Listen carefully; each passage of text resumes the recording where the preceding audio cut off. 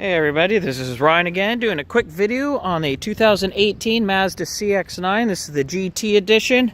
I went with the GT because I wanted to get that black interior. If you went with the Signature, you'd be stuck with the red Nappa leather, which I guess is fine too, but I wanted to do the black on black.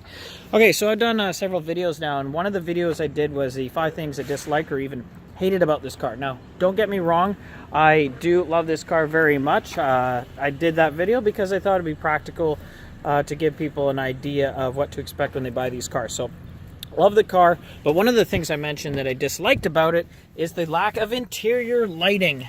So, there's nothing here in the footwell. That's kind of weird. They do have these nice interior LED lights up here, and even in the side. See the arm there? I know it's during the day, so it's tough to see, but they do illuminate right here, okay? And then, of course, there's some stuff down here in the kind of the side pockets. So, the lighting, I guess, is kind of nice, a little bit going on, and you can dim those or even turn them off with the system here. But what I said I would do was install lighting down in the footwells. So, what did I do? I installed some lighting. So we're just going to open up the back here.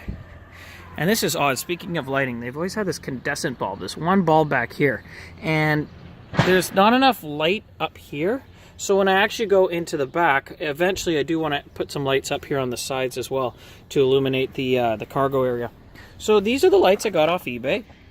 Just your typical kind of cheap, I think they're like $1 each. I spent under 20 bucks and got a bunch of them. And, you know, I don't know how long they'll last for, but they're LEDs and they actually match the light coloring of what I already have with this car. So, you know, got some low grade or gauge wiring. Electrician's tape, pretty simple stuff. And this is what I did. I connected it to the fuse box. Okay, so almost every car's got one of these. Inside the car, sometimes they're restricted just outside the car. They're in the glove box. This is in the driver's side.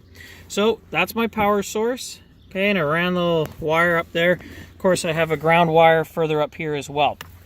And I did 2 strips on each side because they're not that bright. And I thought if I'm going to go to all this effort, I might as well double up the lighting.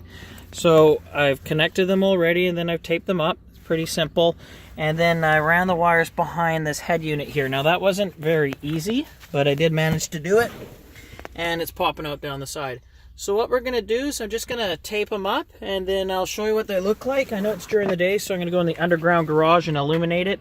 But this is what I really wanted to show you. This is where I had a problem.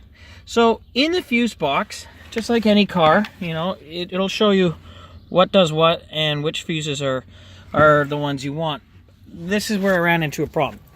I want the car, those lights to illuminate when I open the door, but they don't. As you can see, the door's open, they're not lighting up. I could not find a consistent enough power source that would turn these on when I open the door. The only way to do that would to actually be opening up one of these door panels and kind of splitting one of the wires to get it this light.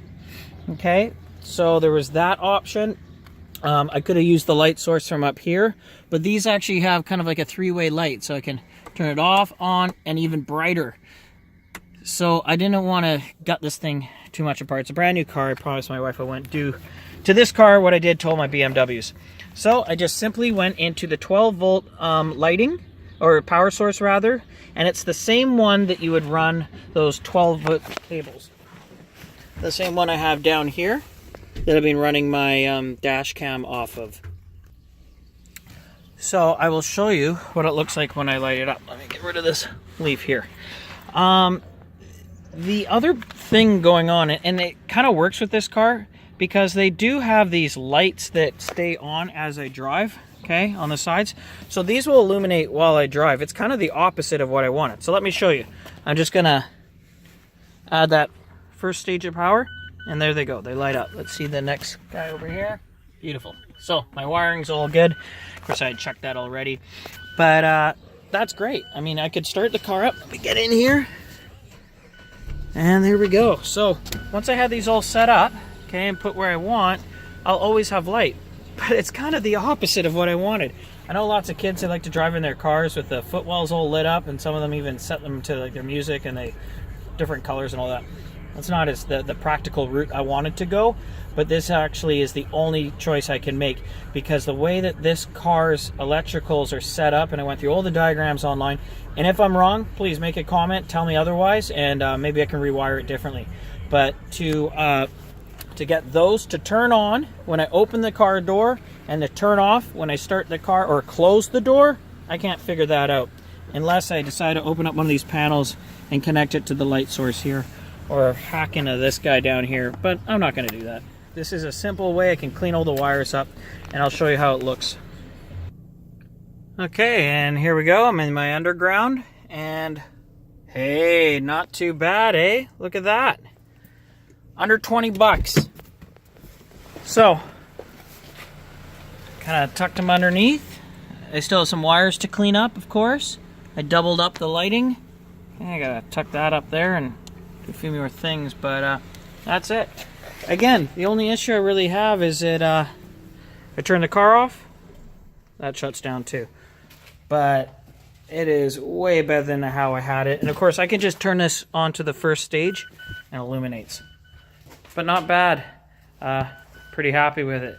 So there you go, guys. Don't forget to subscribe. I'm always putting out more videos, and as I said, I'm hoping to get into a couple other cars here in the near future and do some videos on those, looking at the 4 Series Grand Coupe.